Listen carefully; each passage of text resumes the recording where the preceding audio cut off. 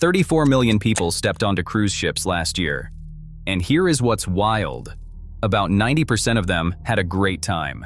They filled out their surveys, gave everything 4 or 5 stars, and went home happy. But the crew members on those ships, they remember almost none of them. Oh, they remember a few.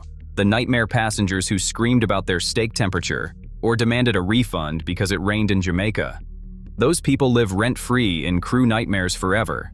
But the passengers who made them smile, the ones they still carry notes from in their wallets years later, the ones they are still Facebook friends with across multiple contracts. Those passengers did something different, and it was not spending more money. A cabin steward on Royal Caribbean who worked Adventure of the Seas, Allure of the Seas, and Wonder of the Seas shared what actually matters. A guest remembering their name and using it daily. A simple thank you at the end of a long shift. These things, she said, make crew feel seen and appreciated in ways most passengers never understand. Because here is what most cruisers do not realize. The crew works 10 to 14-hour days, 7 days a week for 6 to 9 months straight, without a single day off. And in that environment, small acts of kindness do not just register, they compound. This is the insider psychology of what makes cruise passengers genuinely beloved by the crew, by fellow travelers, by the entire floating community. And it starts with something you probably never thought about: your phone's camera. Cruise vlogger Gary Bembridge has sailed over 100 cruises. He is one of YouTube's top cruise creators. And the single most valuable tip he learned did not come from any travel guide. It came directly from crew members themselves.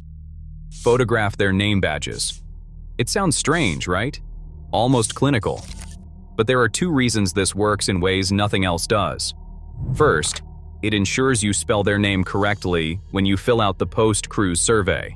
We will talk about why that survey matters more than cash tips in a moment. But second, and this is the subtle part, when a crew member sees you photographing their badge, they immediately understand something about you. This passenger intends to commend me.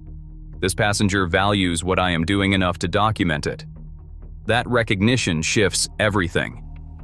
Bembridge admitted he once forgot names a week after disembarking and felt terrible about it. These crew members had given amazing service, and it was not properly recorded. The photograph ensures that does not happen.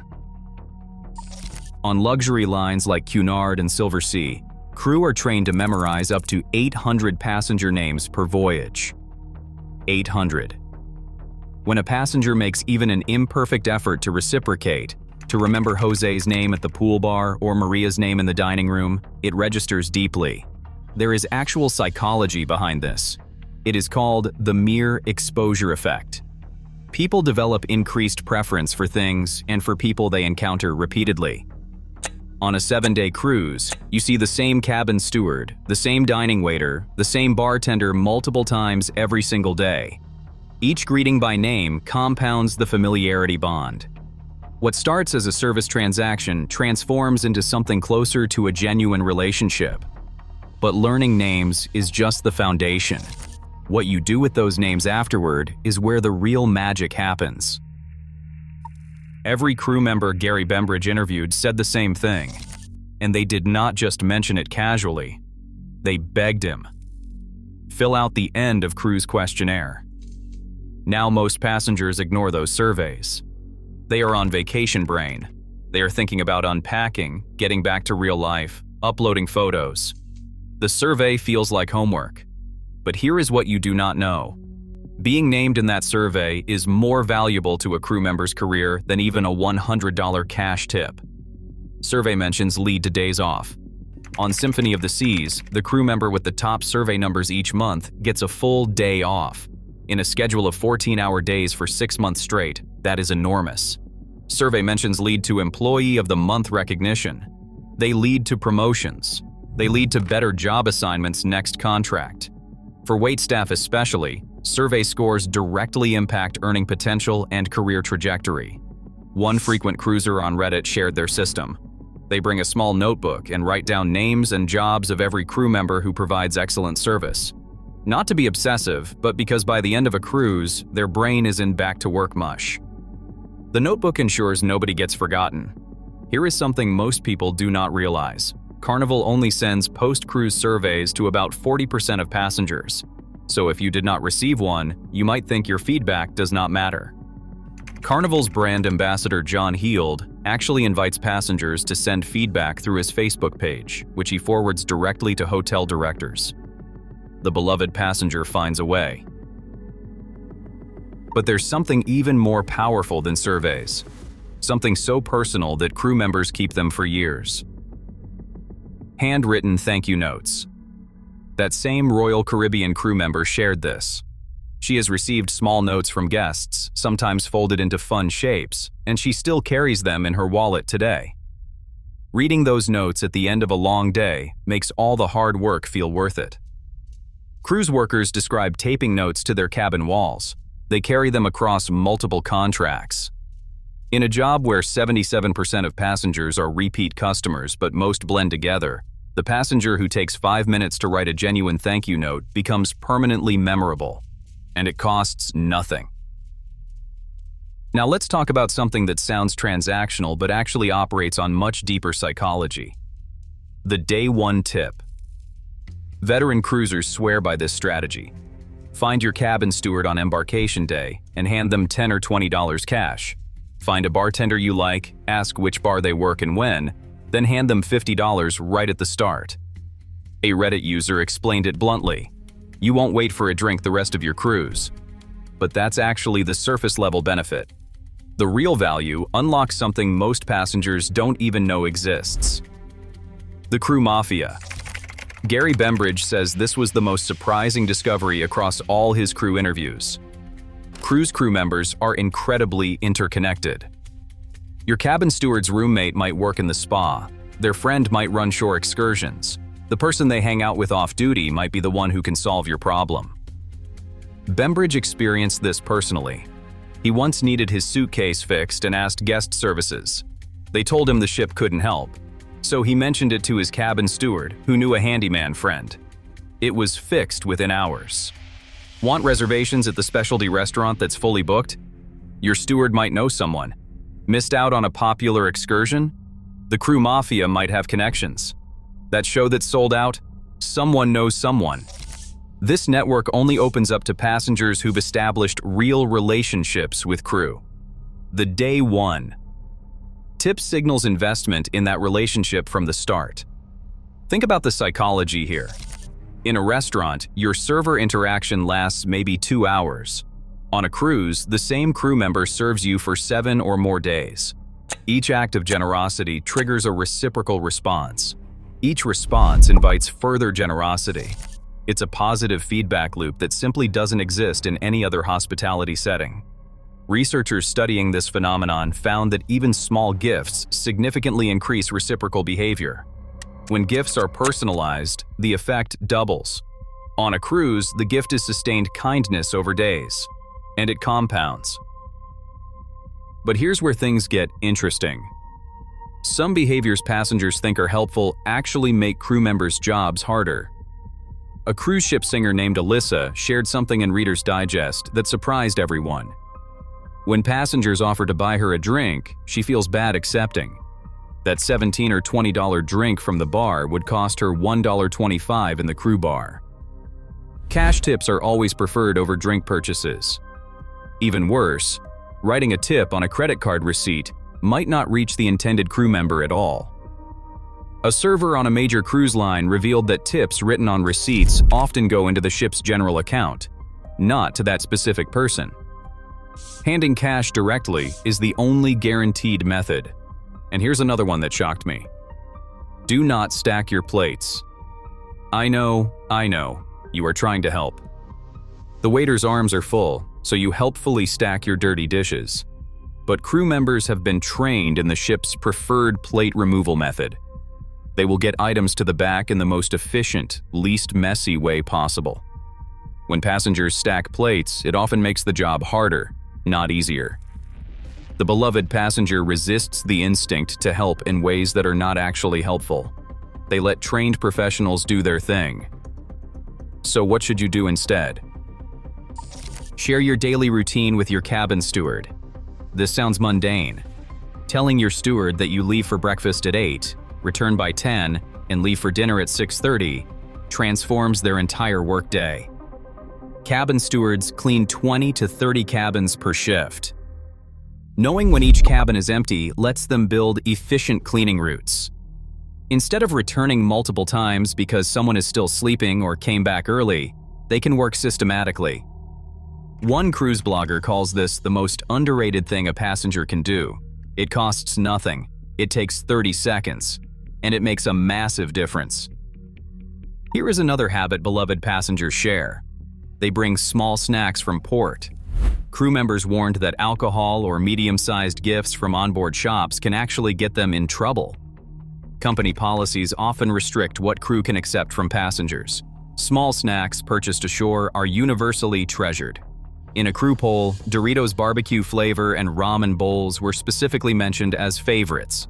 Crew often cannot disembark at ports, so a chocolate bar or a local snack represents a rare indulgence they literally cannot obtain themselves. One viral story from cruise blogger Emma Cruises captured this perfectly. A young girl brought her favorite waiter a NASA badge from Cape Canaveral. He had mentioned once that he had always wanted to visit Kennedy Space Center, but could never get shore leave at that port. When she handed him the badge, he was over the moon. He showed it to every staff member in the dining room. That girl understood something most adults miss. But perhaps the simplest habit beloved passengers share is this. They ask about crew members' families. Cabin stewards are typically away from home for 6 to 9 months. They have children growing up without them, parents they have not hugged in half a year, partners they only see through grainy video calls. Simple questions about their home country, their life, their family can brighten an entire day. A Reddit passenger shared their approach. I always try to ask about their families. I have watched crew members light up talking about their own babies. You can tell who has a small child at home that they are missing. That moment of genuine human connection, acknowledging the crew member as a person with a life beyond serving your drinks, registers powerfully. Now let's shift to how beloved passengers interact with fellow travelers. The social dynamics among guests follow their own fascinating logic. Across virtually every cruise community source, one activity emerged as the undisputed friendship maker. Trivia night. Teams of up to 6 form spontaneously. Complete strangers become teammates competing for a plastic ship trophy worth approximately nothing. Then something truly magical happens. Cruise Critic observed this over years of reader surveys. Joining forces to compete for a cheap prize bonds people in ways nothing else can. They are not sure why. Maybe it is the shared challenge, the daily repetition, or the low stakes that remove awkwardness. Whatever the psychology, trivia creates more lasting cruise friendships than meet and greets, shore excursions, or poolside conversations combined. The passengers who become socially beloved share a specific approach. They are approachable without being pushy. They start conversations with casual openers. Are you a first-time cruiser? Where are you from? Have you done this itinerary before? Confidence author Jill Hassan explains the formula. Ask questions, but share a bit of yourself too, so there is give and take. That way you will find common ground quickly. Wearing hometown sports gear works surprisingly well as a conversation starter. Showing up to the sail-away party on day 1 matters enormously. Like the first day of school, when everyone is new, it is easier to say hello. But the most admired passengers are not necessarily the loudest socializers. They are what Virgin Voyages calls social connectors. People who bridge groups, who invite others to join their dinner table, who share tips generously without making it a competition. Which brings us to what frequent cruisers call the poker rule. Here's the thing about cruise ship conversations. Every single person you talk to will claim they got a better deal than you, a bigger upgrade, a more exclusive perk, a price you won't believe. You can never win this game, ever. So the unwritten rule among beloved passengers? Don't try. Just celebrate their apparent success. Smile, say, "Wow, that's amazing," and move on. The poker rule exists because the alternative is exhausting for everyone. The most hated passenger type in Cruise Critic polls, voted by over 4,500 cruisers, is the know-it-all who has sailed farther, seen better, and makes frequent references to their super-duper upper-tier precious metal level cruise card. Nobody wants to be that person. Beloved passengers understand that cruising is not a competition. Let's talk about the unwritten rules that separate veteran cruisers from rookies. There is an entire invisible etiquette system operating on every ship. The pool deck chair rule generates more passenger versus passenger conflict than any other issue. Do not leave belongings on deck chairs for more than 30 minutes if you are not there. Carnival actually enforces this now with a 40-minute rule and tape timestamps. Claiming chairs at 6 a.m. with towels and books, then not showing up until noon, you will be hated. Elevator etiquette seems obvious, but it gets violated constantly. Let people exit before you enter. Leave elevators for passengers with mobility challenges when possible. And for the love of everything, don't let your children push all the buttons. Buffet etiquette requires using a fresh plate on each trip. This is actually a health regulation, not just courtesy. Use utensils for everything, including bread rolls. Respect the informal queue, and don't cut in from the opposite side. Dining room codes matter too. If you're at a shared table, arrive on time. Waiters won't serve the table until everyone is seated, so making people wait is noticed. Topics to avoid are politics, religion, how much you paid for your cruise, and constant complaining. Good topics are how you spent your day and what's your favorite port so far. Perhaps the strangest unwritten rule? Never mention the Titanic on a cruise ship. A TikToker who spent months on Royal Caribbean's 274-day Ultimate World Cruise was stunned to learn this taboo. Commenters compared it to saying Macbeth in a theater. Also, never request "My Heart Will Go On" from the ship band. Cabin etiquette matters more than most realize. Don't slam cabin doors. The sound carries through those thin walls. Walk on the right side of hallways, and don't stop abruptly in the middle of corridors. Crew members call oblivious stoppers traffic cones. Don't peer into neighboring balconies. Don't play music on your balcony. Don't hang laundry on railings. And critically, only flush toilet paper. Crew members repeatedly warn that flushing wipes or diapers causes flooding that can cascade across multiple cabins. Now let's talk about something that perfectly captures the spirit of beloved passengers. It is a tradition that started with one 10-year-old girl and became a global movement. In 2018, a girl named Abby Davis boarded the Carnival Breeze for spring break.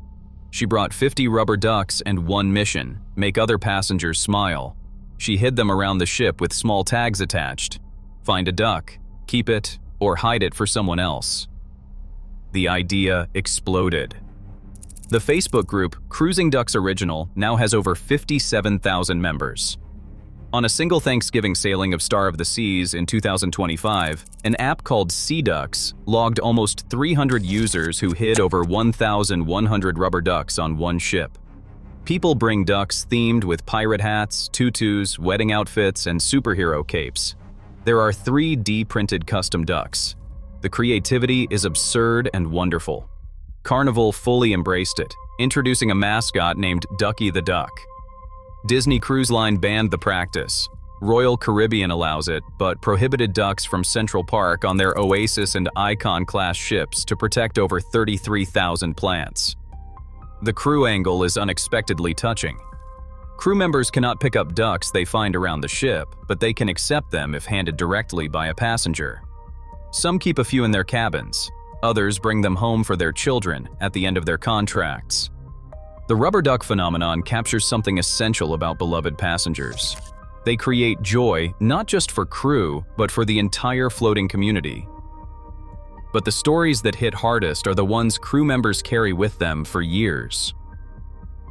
A bartender on a major cruise line described an elderly couple named Millie and Douglas. Whenever he saw them, his mood brightened.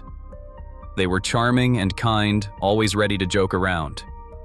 Sometimes they would hug him, almost like they knew he was having a bad day. He is still Facebook friends with them years later. The same bartender befriended a solo Brazilian woman who quietly drank champagne and read books at his bar every evening. One night she mentioned her cookbook had just won Book of the Year in her country. He grabbed a champagne bottle and toasted her right there at the bar. When she departed, she left an envelope. Inside was $100 in cash, a heartfelt letter, and her business card. But the story that circulates through cruise communities more than any other came from Reddit. A passenger's father was on his first cruise after his wife passed away. She had been an avid cruiser. This trip was something they had always done together. A waiter who was not even assigned to their table recognized the father from a previous voyage and asked where the mother was. When told she had died, the waiter's reaction was as if a friend of his had died. He sat down at their table and talked about the last cruise, remembering details with crystal clarity. After that conversation, something magical happened. Every night for the rest of the cruise, a special table setting appeared next to the father, a flameless candle, a flower in a small vase. Her water glass filled and cleared after every course, as if she was there having dinner with them. The passenger wrote afterward that this is the reason I cruise. That waiter understood something profound. The beloved passenger is not a transaction. They are a relationship. And relationships transcend individual voyages. So what's the lesson from all of this? Research shows 90% of cruise passengers are satisfied. But the beloved ones, the ones crew carry in their wallets years later, the ones who get off script service and network access, do specific things.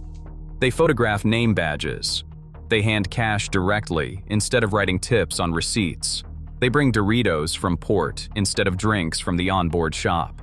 They share their daily routine with their steward. They fill out surveys. They write notes. They ask about children back home. They show up to trivia. They follow the poker rule. They understand that the crew mafia network means kindness to any single staff member ripples outward across the entire ship. Perhaps the deepest insight comes from the psychology research itself. In studies of cruise satisfaction, negative incidents disproportionately shape evaluations compared to positive ones. The beloved passenger is not necessarily the most generous or the most social. They are the one who never creates a negative moment while consistently creating small positive ones. In a floating community of thousands, where crew work 14-hour days for months away from their families, that consistency is the rarest and most valuable currency aboard. The behaviors that make passengers beloved are not extraordinary. They are ordinary human decencies amplified by an extraordinary environment. A confined ship, repeated daily encounters, a vacation mindset that increases openness, a prepaid structure that removes transactional friction. Together, these conditions create a place where small kindnesses compound into something powerful. Next time you step onto a gangway, remember this: you are not just boarding a ship, you are entering a community. And in that community, how you treat people echoes louder than anywhere else on Earth. If you want to see what cruise crew members secretly hate but will not tell you to your face, that video is on screen now. And if you are planning your first cruise or your 50th, hit subscribe. We cover everything you need to know to make every voyage better than the last.